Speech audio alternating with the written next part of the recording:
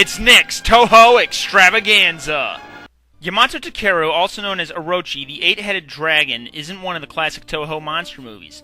It's actually based on a popular Japanese myth about a young warrior who rises to the challenge to defeat the monster and save the girl. It's really the equivalent of King Arthur here in the West. Really, this can be considered somewhat of a remake of the 1959 film Birth of Japan, but that was a 3-hour epic with only a little of the monster at the very end. It was more of Japan's answer to the Ten Commandments. I can honestly say I'm not too familiar with the original story, and I have no idea how well this film represents it. What I do know is that I like it. It tells about a prince who is hated by his kingly father, who learns the ways of the samurai and other badasses in the wilderness and tries to curry favor with his old man. The king sends the boy on a near-suicide mission to defeat the evil shogun in a far-off land. Along the way, he meets a beautiful young woman with magical powers and some wacky sidekicks. Oh yeah, and there's an evil sorcerer and a prophecy of doom returning to Earth. Why are there always prophecies?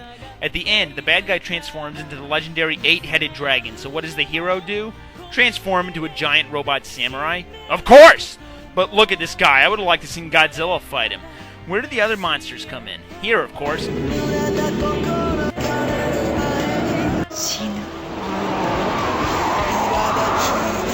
Look at these guys in great rubber suits that kick ass. I like them. They're well done and reflect Toho's output at this time with their 90s Godzilla films. A lot of hardcore fans complain about the 90s films having too bulky costumes that restricted the movement of the actors. Here, you can see the suits are much less rigid, more flowing, and even more dynamic. There is a little bit of CGI here and there, but not so much that it's overpowering. See, that's how you do it. Keep it simple and it'll complement the actual in-frame suits.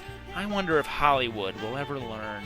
Anyway, to my understanding, this wasn't a big hit in Japan, just barely making back its budget and not selling too many toys. It's a shame, really, because I think it might have prolonged their monster movie making. Instead, they made one final effort, and it would prove to be their demise.